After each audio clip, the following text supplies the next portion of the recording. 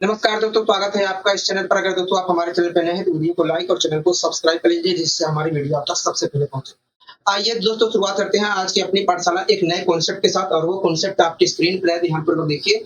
ये आखिर कॉन्सेप्ट आखिर कहना क्या चाह रहा है। कह रहा है कि यदि किसी चतुर्भुज एबीसीडी में विकर्ण बीडी, ठीक है, कह रहा है कि यदि किसी चतुर्भुज एबीसीडी में विकर्ण बीडी पर ए, सी दो लंब H1, H2 खींचे जाए तो चतुर्भुज एबीसीडी का जो क्षेत्रफल होगा 1/2 H1 plus H2 into D के बराबर होगा। मैं आपको समझाने की कोशिश करता हूँ कि आखिर ये कहना क्या चाह रहा है। मैं आपको समझाने की कोशिश करता हूँ, ठीक है। तो सबसे पहले मैं एक चतुर्भुज बना लेता हूँ। यहाँ पर बना लेता हूँ।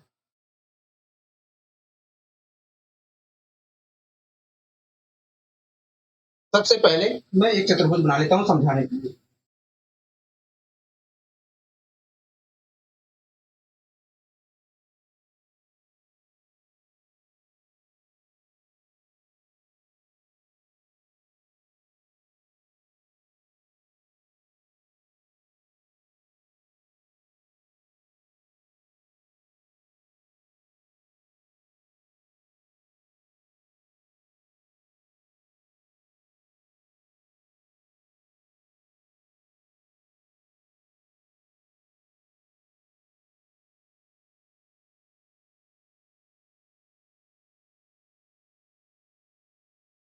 मान लीजिए दोस्तों ये हमारा एक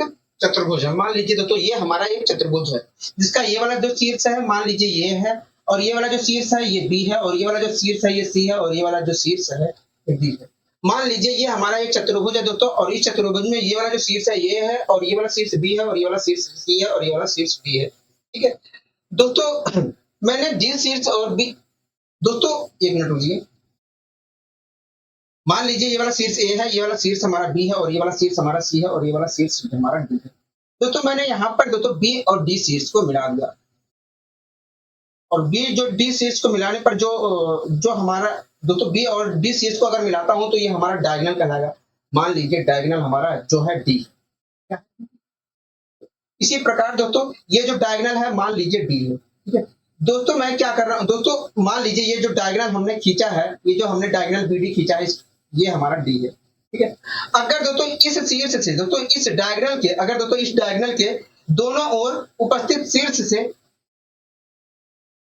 दोस्तों इस डायगोनल पर मैंने क्या किया, इस डायगोनल के दोनों ओर उपस्थित शीर्ष से मैंने इस डायगोनल पर लंब खींच लिया। मान लीजिए ए शीर्ष से जो लंब खींचा गया है वो H1 है, ठीक है। इसी प्रकार दोस्तों मैंने सी शीर्ष से भी एक लंब खींच लिया डायगोनल पर, इसी डायगोनल पर जो डायगोनल बीडी मतलब डी है उस पर, ठीक है। अगर जो सी शीर्ष से डायगोनल दोस्तों, मान लीजिए सी शीर्ष से जो डायगोनल खींचा गया है उसका नाम H2 है। क्या है? H2 है। अगर दोस्तों इस चतुर्भुज ए बी सी डी में इस डायगोनल बीडी पर मतलब डी पर एक उसके सामने आमने सामने के शीर्षों से दो लंब H1 और H2 खींचे गए हैं, तो ऐसी स्थिति में इस चतुर्भुज ए बी सी डी का जो क्षेत्रफल होगा, इस चतुर्भुज ए बी सी डी का जो क्षेत्रफल होगा 1/2 H1 plus H2 into D के बराबर होगा। यही ये कॉन्सेप्ट कहना चाह रहा था। तो आपको हमेशा ध्यान रखना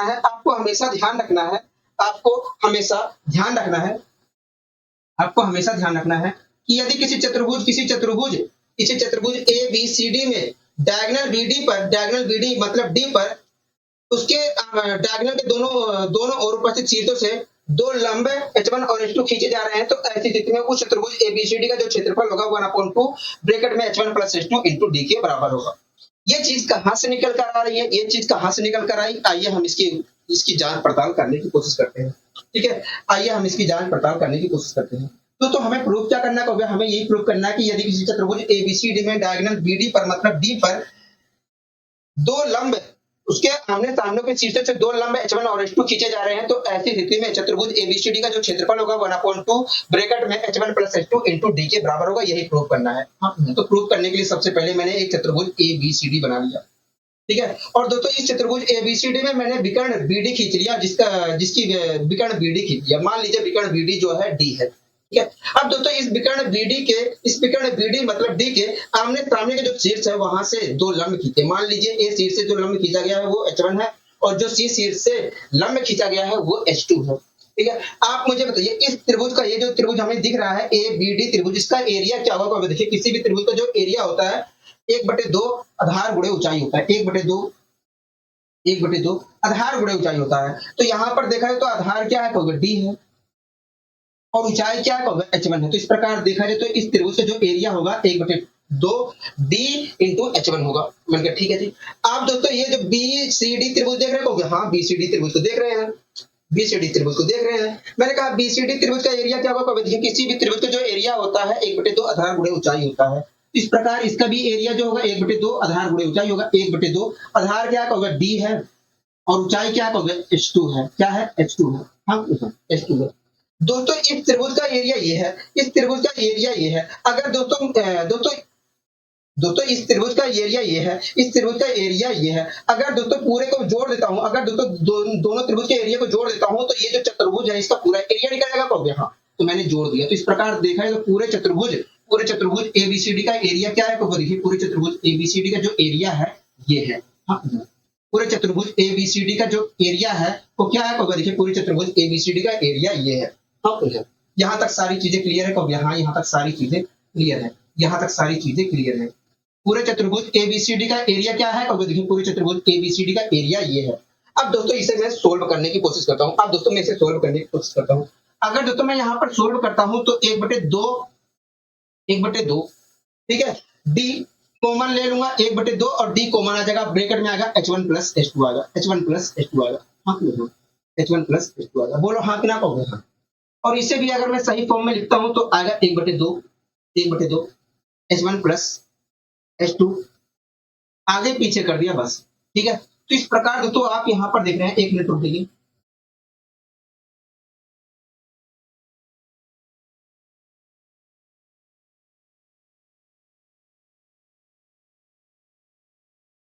तो इस प्रकार दोस्तों आप यहाँ पर देख रहे हैं, इस प्रकार दोस्तों आप यहाँ पर देख रहे हैं कि चतुर्भुज एबीसीडी का जो एरिया है 1/2 ब्रैकेट में H1 plus H2 into D के बराबर है। दोस्तों आप यहाँ पर देख रहे हैं कि चतुर्भुज एबीसीडी में विकर्ण बीडी जिसकी विकर्ण बीडी जो है, विकर्ण बीडी पर दो लंब H1 और H2 खींचे गए थे। तो ऐसी स्थिति में इस चतुर्भुज एबीसीडी का जो एरिया आया है 1/2 H1 plus H2 into D के बराबर आया है। दोस्तों आप यहाँ पर खुद देख रहे हैं कि इस चतुर्भुज एबीसीडी में विकर्ण बीडी जो कि डी है, स्मॉल डी है, उस पर उसके आमने सामने के शीर्ष से दो लंब H1 और H2 खींचे गए थे। तो ऐसी स्थिति में इस चतुर्भुज एबीसीडी का जो एरिया है, एबीसीडी का जो एरिया आया है वो 1/2 H1 plus H2 into D के बराबर आया है। तो यहीं से एक नियम निकल जाता है, यहीं से एक नियम निकल जाता है कि यदि किसी चतुर्भुज, यहीं से एक नियम निकल जाता है कि यदि किसी चतुर्भुज एबीसीडी, यहीं से एक नियम निकल जाता है कि यदि किसी चतुर्भुज एबीसीडी में विकर्ण बीडी मतलब डी पर उसके आमने सामने के शीर्षों से दो लंब H1 और H2 खींचे जा रहे हैं। तो ऐसी स्थिति में यदि किसी चतुर्भुज एबीसीडी में विकर्ण बीडी पर मतलब डी पर उसके आमने सामने के शीर्षों से दो लंब H1 और H2 खींचे जा रहे हैं, तो ऐसी स्थिति में पूरे चतुर्भुज का जो एरिया होगा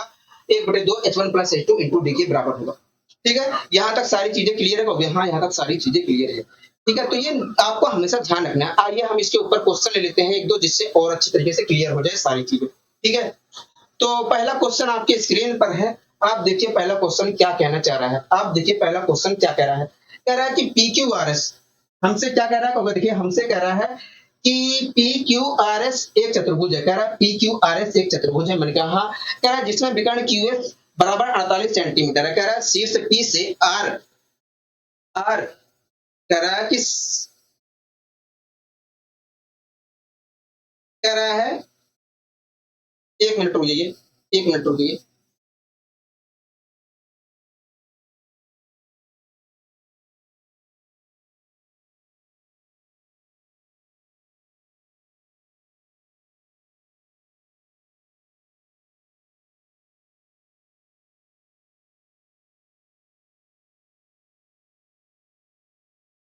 ठीक है, अब सही है। कह रहा है कि पी क्यू आर एक चतुर्भुज है जिसमें विकर्ण क्यू एस बराबर 48 सेंटीमीटर है। ठीक है, कह रहा है सी से पी कोमा आर से विकर्ण क्यू एस पर डाले गए लंब क्रम से पीटी और आर यू है।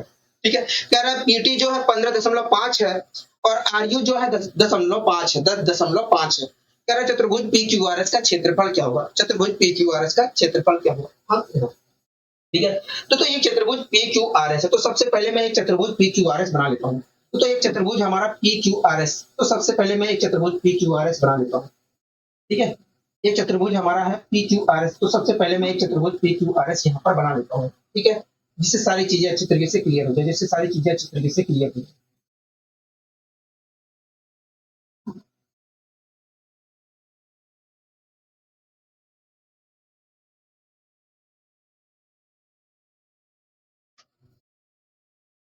जिससे सारी चीजें अच्छी तरीके से क्लियर हो जाए।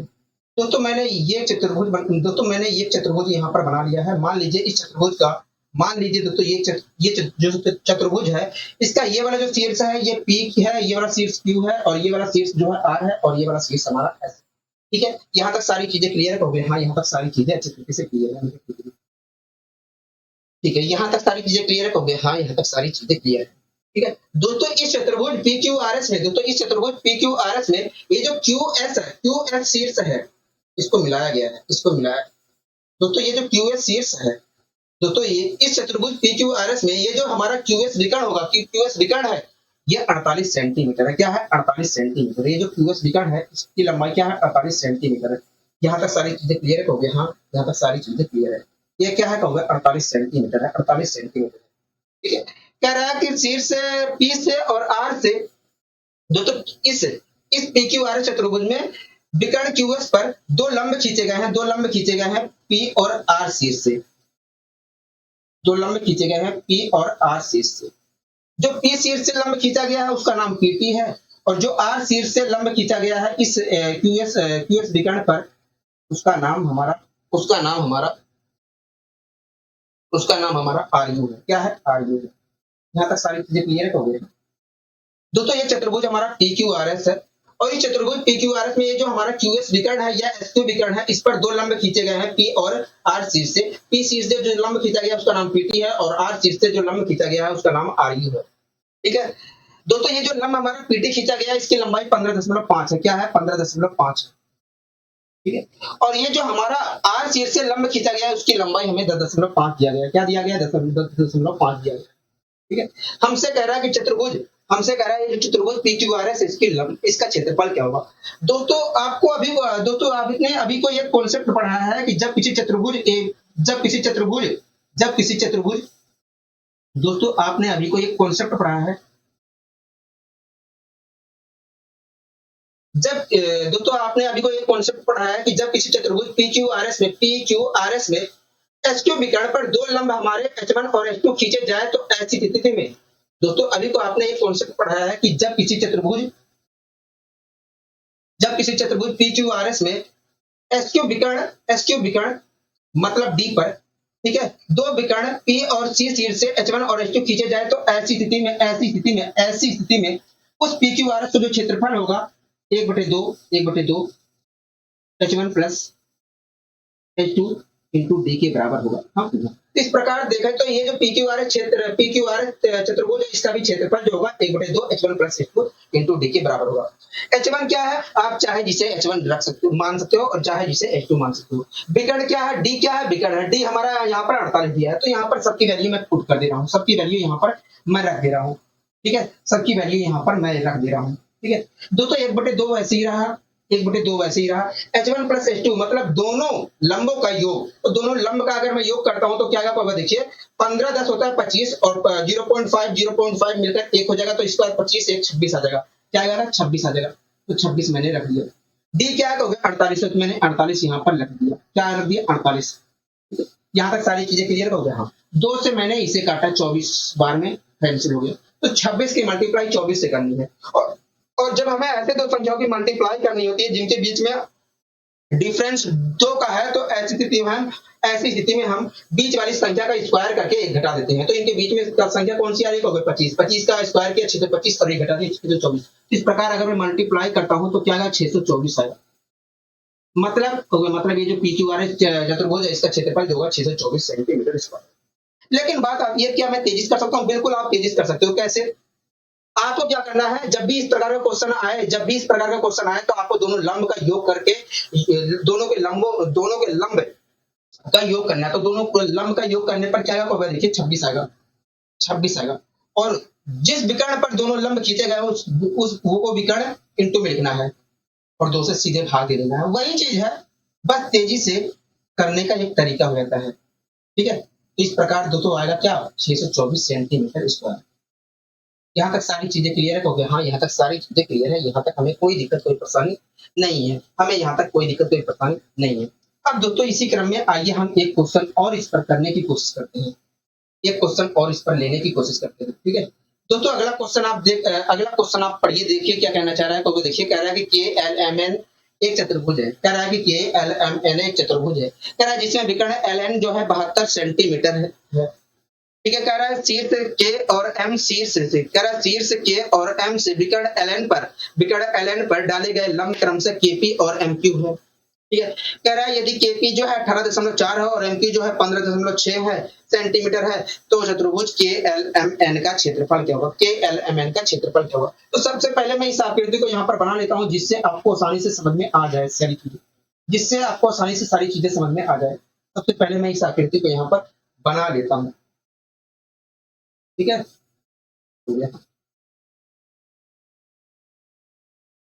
सबसे पहले मैं इस आकृति को यहाँ पर बना लेता हूँ जिससे आपको सारी चीजें अच्छी तरीके से समझ में आ जाए।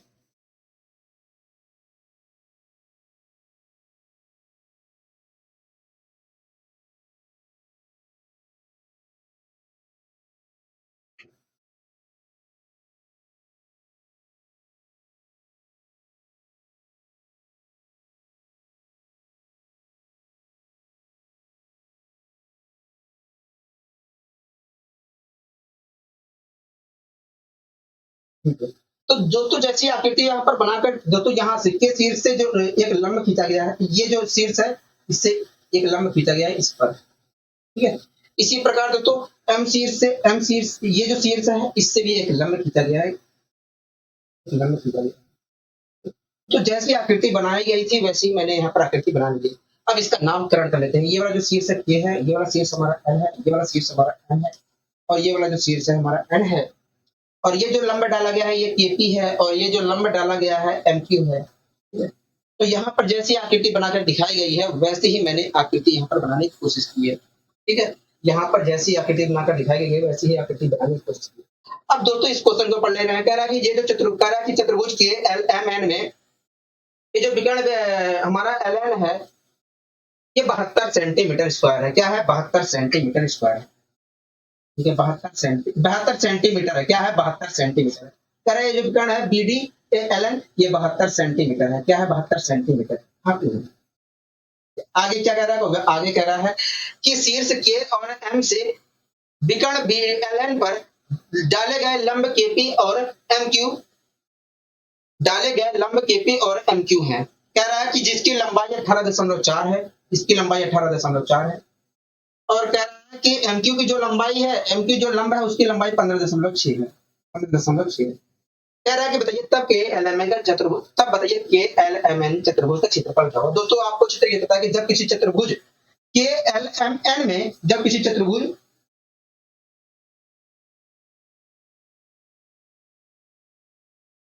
दोस्तों आपको चित्र ये पता है कि जब किसी चतुर्भुज KLMN में हम विकर्ण LN पर मतलब D पर उसके आमने सामने के शीर्षों से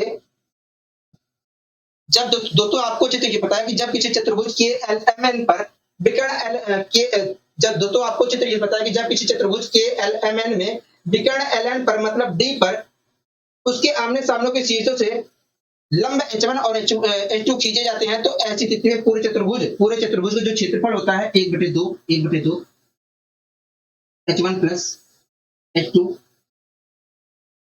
इंटू D के बराबर होता है। हाँ, इस प्रकार देखा जाए तो इस चतुर्भुज KLMN का भी क्षेत्रफल 1/2 H1 plus H2 into D के बराबर होगा। हाँ, H1 आप चाहे जिसे मान सकते हैं, H2 चाहे जिसे मान सकते हैं। डी क्या है तो वो विकर्ण है, डायगोनल है, और डायगोनल की लंबाई क्या है, जिस पर लंब डाला गया उस डायगोनल की लंबाई क्या है 72 है। तो सारी वैल्यू यहाँ पर पुट कर दे रहा हूँ। ठीक है, तो 1/2 मैंने वैसे ही लिख लिया, 1/2 मैंने वैसे ही लिख लिया। H1 प्लस H2 क्या है, मतलब दोनों लंबों का जो लंब डाले गए हैं LN पर उनका योग क्या होगा, देखिए ये 6 इसे दे देगा तो ये हो जाएगा, ये 6 0.4 और 0.6 मिलकर हो जाएगा, मिलकर बना लेंगे एक, तो ये हो जाएगा 19। और 19 में 15 अगर जोड़ते हैं, 19 में अगर हम 15 जोड़ते हैं तो क्या आएगा, देखिए जब आप जोड़ोगे तो 4 34 आएगा, क्या आएगा 34 आएगा। बोलो हाँ कि ना कहोगे, अगर मैं जोड़ता हूं तो क्या आएगा 34 आएगा, तो 34 यहाँ पर लिख लिया। ठीक है, अच्छा डी क्या है, तो डी देखा जाए तो 72 है, क्या है 72 है, तो मैंने यहाँ पर 72 भी लिख लिया। ठीक है, 2 से अगर मैं इस 72 को काटता हूं तो आएगा 36, क्या आएगा 36 आएगा। तो इस प्रकार देखा जाए तो हमें अब क्या करना होगा, 34 की 36 से मल्टीप्लाई करनी है। आपको मैंने अभी को बताया कि जब दो ऐसी संख्याओं की मल्टीप्लाई करनी हो जिनके बीच का अंतर 2 है, तो ऐसी स्थिति में हम बीच वाली संख्या क्या होगा 35 है, बीच वाली संख्या का स्क्वायर करके उसमें से घटा देते हैं और घटा देते हैं हम। तो बताइए ये जो 35 है इसका स्क्वायर क्या होगा, देखिए जब किसी संख्या के आखिरी में 5 आता है तो ऐसी स्थिति में उस संख्या का हम स्क्वायर करके लिखते हैं। ठीक है, तो अगर 5 का स्क्वायर करता हूं तो 25 है। अब क्या करना होगा, देखिए उसके बाद जो उसके 5 के आगे की नंबर होता है, आगे का 5 के आगे जो नंबर डिजिट लिखा रहता है उसका एक अगला डिजिट लेकर उसमें मल्टीप्लाई करके लिख देते हैं। तो 3 का अगला डिजिट क्या होगा 4 होगा, 3 का अगला नंबर क्या होगा 4 होगा, और 4 से मैंने 3 में मल्टीप्लाई किया तो आया 12। इस प्रकार देखा जाए तो 35 का स्क्वायर जो होगा 1225 होगा। एक घटा दिया 1225 में से तो आया 1224। मतलब देखा जाए तो इसका स्क्वायर जो होगा, इसका क्षेत्रफल जो होगा के एल एम एन चतुर्भुज जो है उसका क्षेत्रफल जो होगा 1224 सेंटीमीटर स्क्वायर होगा, 1224 सेंटीमीटर स्क्वायर होगा। यहाँ तक सारी चीजें क्लियर हो गए, हाँ यहाँ तक सारी चीजें क्लियर है, यहाँ तक सारी चीजें क्लियर है। तो आप उसी तरीके से तेजी से कर सकते थे, कैसे, आइए मैं समझाने की कोशिश करता हूँ। अगर आपको यहाँ पर तेजी से निकालना है तो आप कुछ मत करिए, जिस विकर्ण पर दोनों लंब डाले गए हैं, जिस विकर्ण पर दोनों लंब खींचे गए हैं, इस चतुर्भुज में जिस विकर्ण पर दोनों लंब खींचे गए हैं उन दोनों लंबों का योग कर लीजिए। तो अगर मैं योग करता हूं तो आएगा 34, लिख दिया। अब क्या करना होगा, देखिए जिस विकर्ण पर खींचे गए हैं उसको लिख दीजिए मल्टीप्लाई में लिख दिया, 2 से भाग दे दीजिए, हमारा उत्तर आ जाएगा। तो मैंने भाग दिया, तो अगर मैं काटा पीटी मचाऊंगा तो आएगा 1224। हाँ, मतलब देखा जाए तो इसका जो एरिया होगा 1224 सेंटीमीटर स्क्वायर होगा। इस के एल एम एन का एरिया जो होगा चतुर्भुज के एल एम एन का एरिया जो होगा 1224 सेंटीमीटर स्क्वायर होगा। हाँ तो हाँ, यहाँ तक सारी चीजें क्लियर हो गई, हाँ यहाँ तक सारी चीजें क्लियर है। अब दोस्तों हम एक नया नियम यहाँ पर पढ़ने वाले हैं। अब दोस्तों हम यहाँ पर एक नया कॉन्सेप्ट पढ़ने वाले हैं। दोस्तों ये जो हम आज हमने दोस्तों ये एक नया चैप्टर चालू किया है, इसका नाम है क्वाड्रिलेटरल। जो हम समरूपता था, ट्रायंगल था, लाइन ट्रायंगल था, ये सब सारी चीजें खत्म हो गई हैं। ठीक है, अब ये इसी ज्योमेट्री के अंदर क्वाड्रिलेटरल आता है, हम उस क्वाड्रिलेटरल को पढ़ रहे हैं, मतलब चतुर्भुज आता है, चतुर्भुज को पढ़ रहे हैं। ठीक है, आपके सामने एक कॉन्सेप्ट लिखा है, आप उस कॉन्सेप्ट को पढ़िए, उसके बाद मैं आपको समझाने की कोशिश करता हूँ कि आखिर ये कहना क्या जा रहा है। कह रहा है कि यदि किसी चतुर्भुज के विकर्ण एक दूसरे को 90 डिग्री पर काटते हैं तो उस चतुर्भुज के आमने सामने की भुजाओं के वर्गों का योग हमेशा आपस में बराबर होता है। ठीक है, कह रहा है अर्थात यदि किसी चतुर्भुज एबीसीडी, कह रहा है अर्थात यदि कोई चतुर्भुज एबीसीडी है और उसके विकर्ण एक दूसरे को समकोण पर मतलब 90 डिग्री पर काटते हैं, तो ऐसी स्थिति में AB स्क्वायर प्लस CD का स्क्वायर जो होगा वो BC स्क्वायर प्लस DA के स्क्वायर के बराबर होगा, मतलब आमने सामने की भुजाओं के स्क्वायर का योग बराबर होगा। मैं आपको समझाने की कोशिश करता हूँ आखिर ये माजरा क्या है। ठीक है, तो सबसे पहले समझाने के लिए मैंने एक चतुर्भुज बना लिया। चतुर्भुज कोई सा भी हो सकता है, हमें इससे मतलब नहीं है। ठीक है, आपको इससे लेना देना नहीं है, चतुर्भुज कोई भी सा भी हो सकता है। तो सबसे पहले मैंने एक चतुर्भुज यहाँ पर बना लिया।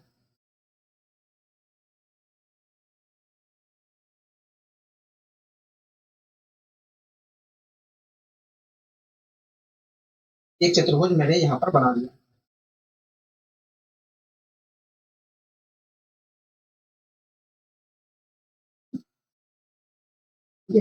सबसे पहले मैंने एक चतुर्भुज यहाँ पर बना लिया। दोस्तों मान लीजिए ये जो चतुर्भुज हमारा है, इसका ये वाला जो शीर्ष है ये ए है, और ये वाला जो शीर्ष है ये बी है, और ये वाला जो शीर्ष है ये सी है, और ये वाला शीर्ष है डी है।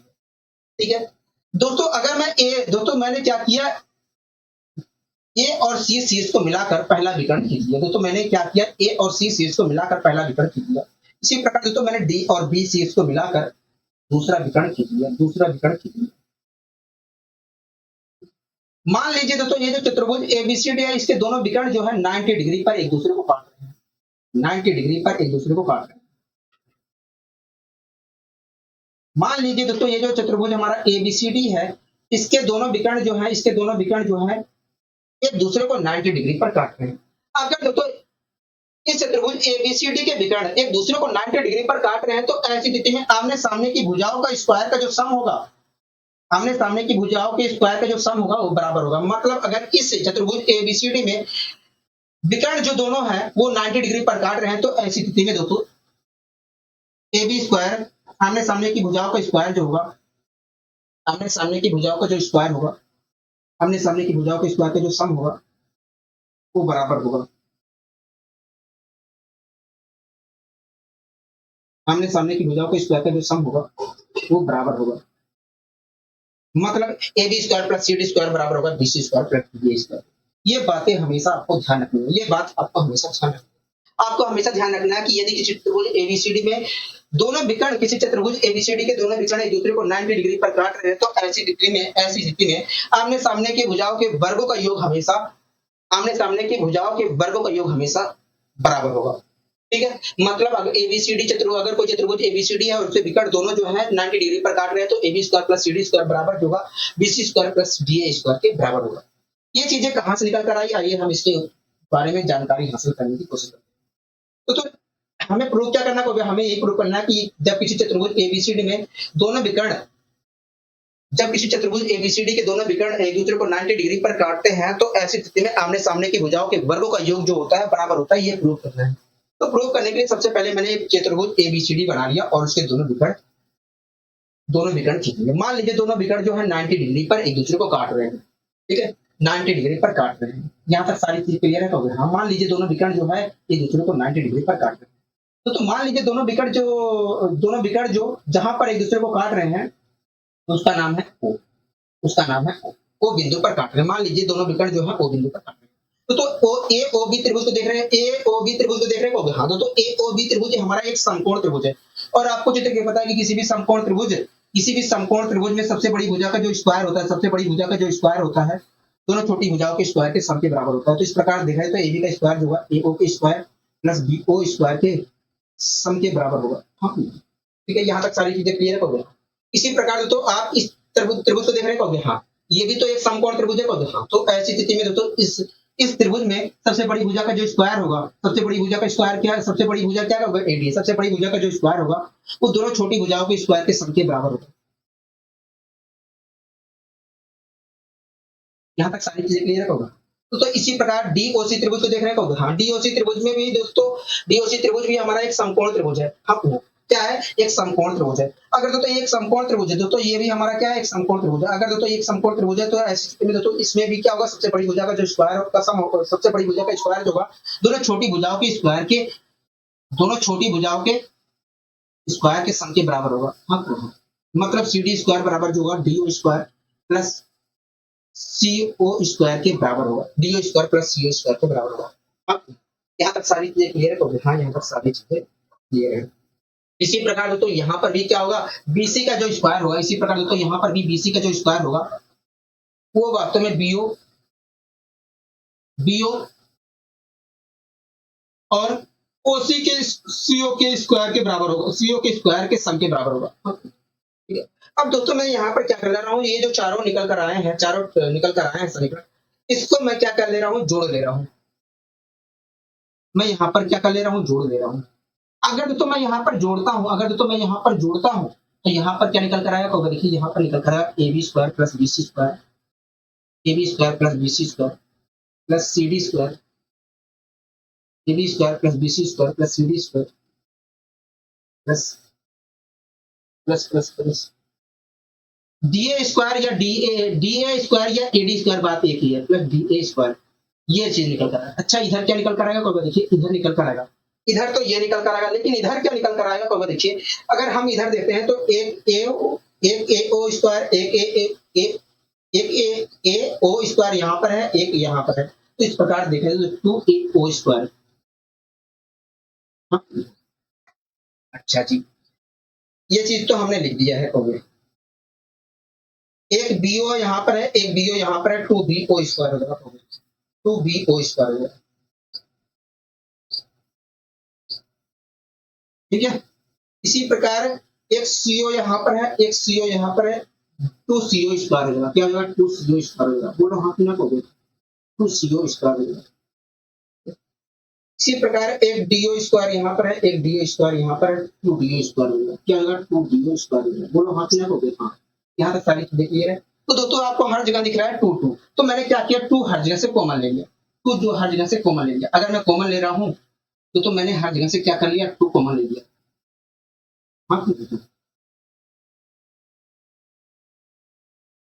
अगर मैं कॉमन लेता हूँ दोस्तों, अगर मैं कॉमन लेता हूँ दोस्तों, तो मुझे क्या प्राप्त होगा? ये प्राप्त होगा। बोलो हाँ कि ना कहोगे? इस प्रकार दोस्तों देखा है तो हमें ये प्राप्त होगा। अगर दोस्तों मैं इसे दोनों को जो ये सबको इन सबको जोड़ता हूं तो हमें ये प्राप्त होगा। बोलो हाँ कि ना कहोगे?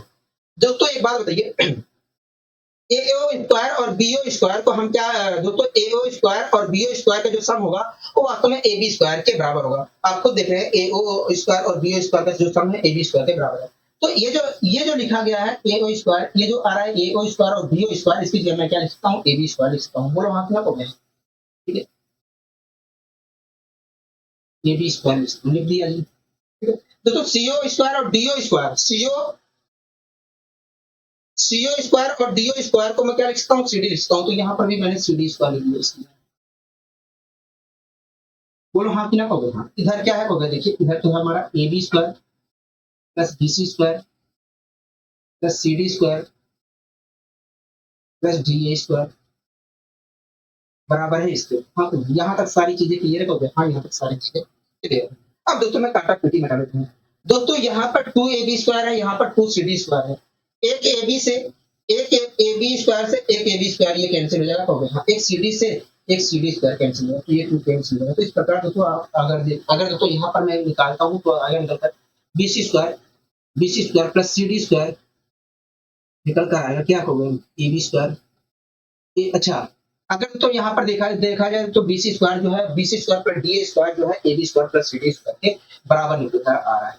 इसे आगे पीछे मैंने कर लिया, एबी स्क्वायर इधर लिख लिया, AB square plus C D square इधर लिख लिया, और बराबर की क्या आया तो बराबर तो उधर लिख लिया BC square plus BC square plus D square लिख लिया। बोलो हाँ कि ना कहोगे? तो दोस्तों आप यहाँ पर खुद देख रहे हैं, कि जब इस चतुर्भुज एबीसीडी में दोनों विकर्ण जो है 90 डिग्री पर एक दूसरे को काट रहे थे, तो ऐसी स्थिति में दोस्तों आमने सामने की भुजाओं के वर्गों का योग, जो है वो बराबर है, निकल कर आ रहा है कभी बराबर निकल कर आ रहा है। तो यहीं से एक कॉन्सेप्ट बन जाता है कि जब किसी चतुर्भुज एबीसीडी में विकर्ण दोनों विकर्ण जो है एक दूसरे को 90 डिग्री पर काटते हैं, तो ऐसी स्थिति में आमने सामने की भुजाओं के वर्गों का योग जो होता है हमेशा बराबर होता है। ठीक है, तो ये बातें आपको हमेशा ध्यान रखना कि यदि कोई चतुर्भुज एबीसीडी है और उसके दोनों विकर्ण जो है एसी और बीडी 90 डिग्री पर काट रहे हैं, तो ऐसी स्थिति में AB square plus CD square जो होगा, मतलब AB square plus CD square जो होगा BC square plus D square के बराबर होगा। मतलब आमने सामने की भुजाओं के वर्गों का योग हमेशा बराबर होगा। ठीक है, आइए दोस्तों इसके ऊपर हम क्वेश्चन ले लेते हैं। एक क्वेश्चन ले लेते हैं, आप इस क्वेश्चन को पढ़िए, उसके बाद मैं आपको समझाने की कोशिश करता हूँ कि आखिर ये कहना क्या है। कहोगे कि देखिए भैया कह रहा है कि PQRS एक चक्रीय चतुर्भुज है। कह रहा है कि PQRS है वो एक चक्रीय चतुर्भुज है, मतलब एक ऐसा चतुर्भुज जो वृत्त के चारों शीर्ष मतलब एक ऐसा चतुर्भुज जिसके चारों शीर्ष वृत्त को टच कर रहे हैं आंतरिक। ठीक है, कह रहा है कि PQRS एक चक्रीय चतुर्भुज है यदि PQ जो है 7 सेंटीमीटर है, RS 24 है और SP जो है 20 है और है। यदि विकर्ण एक दूसरे को, कह रहा है कि यदि विकर्ण जो है एक दूसरे को समकोण पर काटते हैं, मतलब 90 डिग्री पर काटते हैं, तो QR का मान क्या होगा? हाँ, तो सबसे पहले मैं एक चक्रीय चतुर्भुज PQRS बना लेता हूँ। यहाँ पर बना लेता हूँ।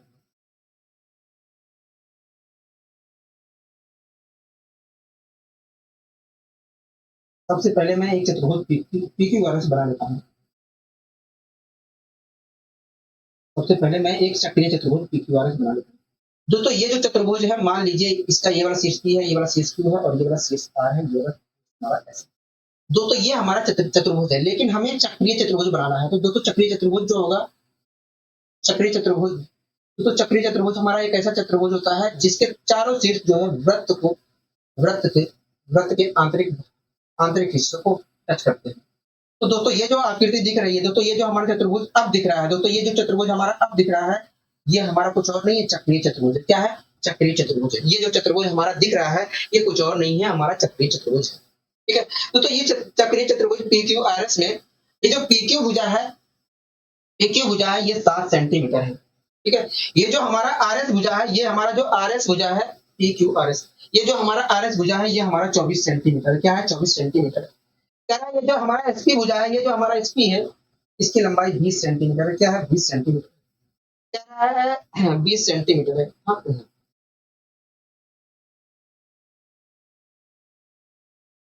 20 सेंटीमीटर है।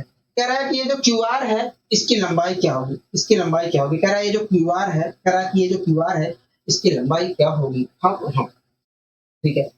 और हमसे कह रहा है कि कह रहा है इस QR की लंबाई क्या होगी? कह रहा है कि यदि दोनों विकर्ण जो है, कह रहा है कि यदि दोनों विकर्ण जो है, दोनों विकर्ण इस चक्रीय चतुर्भुज के दोनों विकर्ण जो है 90 डिग्री पर एक दूसरे को काटते हैं। कह रहा है कि यदि दोनों विकर्ण जो है एक दूसरे को 90 डिग्री पर काटते हैं तो बताइए विकर्ण इसका ये वाली QR भुजा क्या होगी? हाँ, ठीक है। दोस्तों हमसे क्या कर रहा है? दोस्तों अभी को हमने एक कॉन्सेप्ट पढ़ा है कि जब किसी चतुर्भुज PQRS में, दोस्तों अभी को हमने एक कॉन्सेप्ट पढ़ा है कि जब किसी चतुर्भुज PQRS में दोनों विकर्ण जो है, दोनों विकर्ण एक दूसरे को 90 डिग्री पर काटते हैं तो ऐसी स्थिति में आमने सामने की भुजाओं के वर्गों का योग होगा। आमने सामने की भुजाओं के वर्गों का योग हमेशा बराबर होगा। अगर दोस्तों इस चतुर्भुज एक PQRS में आमने सामने की, अगर दोस्तों इस चतुर्भुज PQRS में दोनों विकर्ण जो है एक दूसरे को 90 डिग्री पर काट रहे हैं तो ऐसी स्थिति में दोस्तों आमने सामने की भुजाओं के वर्गों का योग जो होगा, मतलब PQ square plus SR square जो होगा, PQ square plus SR square जो होगा वो बराबर होगा PS square plus QR square. ये समझिए। हाँ, अगर तो इस चतुर्भुज PQRS में आमने विकर्ण दोनों जो है 90 डिग्री पर काट रहे हैं तो ऐसी स्थिति में आमने सामने की भुजाओं के वर्गों का योग हमेशा बराबर होगा। हाँ, ठीक है। दोस्तों एक बात बताइए, PQ की वैल्यू क्या है? तो 7, मैंने यहाँ पर 7 रख दिया, आया 49। अभी मैं दूसरे तरीके से दिखाऊंगा। ठीक है, ये जो हमारा SR है वो क्या कहोगे? 24 से 24 तो मैंने किया 5 से 6 आया। हाँ, ठीक है। दोस्तों PS क्या है? तो PS 20 से 20 यहाँ पर रखा तो 400 आया। क्या है? 400 आया। ठीक है, कोई यहाँ तक दिक्कत है? QR की वैल्यू QR स्क्वायर की वैल्यू हमें निकालनी है फिलहाल। ठीक है, अब दोस्तों मैं यहाँ पर करने की कोशिश करता हूँ। दोस्तों ये होगा हमारा 625 और 625 में से दोस्तों जब हम 400 घटाएंगे तो आएगा 225। क्या आएगा? 225 आएगा। क्या आएगा? 225 आएगा। इस प्रकार QR स्क्वायर बराबर आएगा 225। इस प्रकार QR की वैल्यू आएगी 15। मतलब ये जो QR भुजा है ये क्या है? तो 15 सेंटीमीटर है। क्या है? 15 सेंटीमीटर है। हाँ, यहाँ तक सारी चीजें क्लियर है? हाँ, यहाँ तक सारी चीजें क्लियर है। यहाँ तक सारी चीजें। अब इसी चीज को हम दूसरे रूप में करने की कोशिश करते हैं। अब इसी चीज को हम दूसरे तरीके से करने की कोशिश करते हैं। कैसे? दोस्तों आपको चित्र ये पता है कि जब किसी चतुर्भुज PQRS के दोनों विकर्ण एक दूसरे को 90 डिग्री पर काटते हैं तो ऐसे में आमने सामने की भुजाओं के वर्ग का योग हमेशा बराबर होता है। तो आप मुझे बताइए, अगर इस PQRS चतुर्भुज के दोनों विकर्ण एक दूसरे को 90 डिग्री पर काटते हैं तो आमने सामने की भुजाओं के वर्गों का योग है, ये जो आमने सामने की भुजा है इनके वर्गों का योग क्या है? तो 7 24 और 7 है 24 और 7 का स्क्वायर करेंगे और 24 का स्क्वायर करेंगे तो आएगा हमारा जो आएगा उसके वर्ग का योग आएगा 625। तो देखिए 7 का स्क्वायर होता है 49 और 24 का स्क्वायर होता है 576, दोनों का योग जब करेंगे तो आएगा 625। इस प्रकार देखा है तो इन दोनों भुजाओं के वर्गों का योग क्या है? 625 है। तो इन दोनों भुजाओं के योग दोस्तों, अगर इन दोनों इस चतुर्भुज PQRS में आमने सामने की जो दोनों भुजा है इनके वर्गों का योग 625 है तो ऐसी स्थिति में इस चतुर्भुज PQRS में इन दोनों भुजाओं के वर्गों का योग भी क्या होगा? 625 होगा। यहाँ तो हमें पता चल गया कि भैया ये जो भुजा है और ये जो भुजा है इनके वर्गों का योग क्या है? 625 है। तो इस 625 में से दोस्तों इस वर्ग की भुजा भी शामिल है और इस वर्ग की भुजा भी शामिल है। अगर दोस्तों इस वर्ग की भुजा मैं हटा देता हूं इसमें से तो इस वर्ग की भुजा मिलेगी। तो इस वर्ग की भुजा क्या होगा? देखिए इस वर्ग की भुजा हमारी 400 है, मैंने हटा दिया। इस प्रकार देखें तो इस वर्ग की भुजा क्या निकल कर आई? तो देखिए इस वर्ग की भुजा हमारी 225 निकल कर आई। इस वर्ग की भुजा क्या? एक मिनट रुक जाइए। दोस्तों इन दोनों भुजाओं के वर्गों का योग क्या है? 625 है। तो अगर दोस्तों इन दोनों भुजाओं के वर्गों का योग 625 है तो इन दोनों भुजाओं के वर्गों का योग भी 625 होगा। इस प्रकार दोस्तों देखा जाए तो हमें पता चल गया कि भैया ये जो भुजा है और ये जो भुजा है इनके दोस्तों इस प्रकार हमें पता चल गया कि ये जो भुजा है और ये जो भुजा है इनके वर्गों का योग जो है 625 है। ठीक है, तो आप मुझे बताइए, अगर इस भुजा दोस्तों इस भुजा और इस भुजा के वर्गों का योग क्या है 625, मतलब इस 625 में देखा तो इस वर्ग की भुजा भी शामिल है और दोस्तों एक मिनट रुकिए, तो इस और इस भुजा के वर्गों का योग क्या है 625, तो इस भुजा और इस भुजा के वर्गों का योग भी क्या होगा 625 होगा। हाँ, तो इस प्रकार से तो हमें पता चल गया कि भैया ये जो भुजा है और ये जो भुजा है इसके वर्गों का योग क्या है 625 है। ठीक है, दोस्तों एक बात बताइए, इन दोनों भुजाओं के वर्गों का योग क्या है 625 है, मतलब देखा जाए तो इस 625 में इस भुजा का वर्ग भी शामिल है और इस भुजा का वर्ग भी शामिल है। अगर तो इस भुजा का वर्ग इस 625 में से हटाता हूं तो इस भुजा का वर्ग मिलेगा। इस भुजा का वर्ग क्या है देखिए, इस भुजा का वर्ग जो है हमारा 400 है, तो इस 625 में से मैंने इस भुजा का वर्ग हटा दिया। इस प्रकार देखा जाए तो मुझे इस भुजा का वर्ग प्राप्त हुआ। क्या इस भुजा का वर्ग अभी निकल कर आएगा 225 है। अगर दोस्तों इस भुजा का वर्ग मतलब क्यूआर का स्क्वायर जो है वो 225 है, तो आप मुझे बताइए क्यूआर की वैल्यू क्या होगी, तो देखिए क्यूआर की वैल्यू जो होगी वो 15 होगी। तो आप इस तरीके से भी कर सकते हैं, आप इस तरीके से भी जवाब दे सकते हैं। बोलिए हाँ कि ना, बोलिए हाँ। यहाँ तक कोई दिक्कत है, कोई परेशानी तो नहीं। तो ये जो हमारा व्रत था इससे कोई लेना देना नहीं है, हमें तो अपना कॉन्सेप्ट से मतलब है। अब यहाँ तक सारी चीजें समझ में आ गई है, तो हाँ यहाँ तक सारी चीजें समझ में आ गई है। अब आइए दोस्तों हम एक नया कॉन्सेप्ट यहाँ पर सीखने की कोशिश करते हैं। अब दोस्तों आइए हम एक नया कॉन्सेप्ट यहाँ पर सीखने की कोशिश करते हैं समांतर चतुर्भुज के बारे में।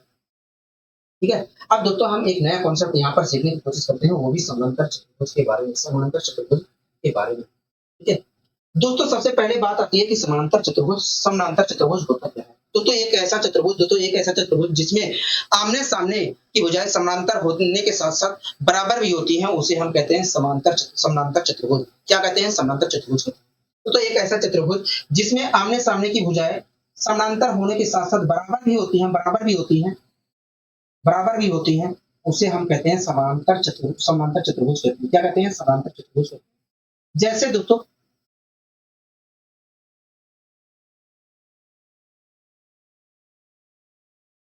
जैसे दोस्तों जैसे दोस्तों मान लीजिए मैंने ये एक आकृति बनाई। एक मिनट रुकिए। मान लीजिए दोस्तों मैंने ये एक चतुर्भुज बनाया है। मान लीजिए दोस्तों मैंने ये एक चतुर्भुज, एक मिनट रुकिए, यहाँ गड़बड़ी हो रही है। मान लीजिए दोस्तों मैंने ये एक चतुर्भुज बनाया है। अगर दोस्तों ये इस चतुर्भुज की दोस्तों मान लीजिए ये मैंने चतुर्भुज बनाया है और इस चतुर्भुज की मान लीजिए ये वाली भुजा जो है, ये वाली जो भुजा है, इस भुजा के समांतर होने के साथ दोस्तों मान लीजिए इस चतुर्भुज में आमने सामने की भुजाएं समांतर होने के साथ साथ आपस में बराबर भी हैं, तो इसी आकृति को दोस्तों हम समांतर चतुर्भुज कहते हैं। क्या कहते हैं? समांतर चतुर्भुज कहते हैं। ठीक है दोस्तों, मान लीजिए ये जो चतुर्भुज है, इस चतुर्भुज में आमने सामने की भुजाएं समांतर होने के साथ साथ बराबर भी हैं। अगर दोस्तों इस चतुर्भुज में आमने सामने की भुजाएं समांतर होने के साथ साथ बराबर भी हैं, तो इसी आकृति को हम क्या कहते हैं? समांतर चतुर्भुज कहते हैं। समांतर चतुर्भुज कहते हैं। ठीक है, समांतर चतुर्भुज कहते हैं। ठीक है, कोई दिक्कत है? कोई नहीं, हमें कोई दिक्कत कोई परेशानी नहीं। मैं इसका नामकरण कर देता हूँ। तो मान लीजिए इस समांतर चतुर्भुज का ये वाला जो शीर्ष है ये ए है, ये वाला शीर्ष बी है और ये वाला शीर्ष हमारा सी है, ये वाला शीर्ष डी है। ठीक है दोस्तों, ये हमारा क्या है? एक समांतर चतुर्भुज है। ये बातें तो क्लियर हो गई दोस्तों। दोस्तों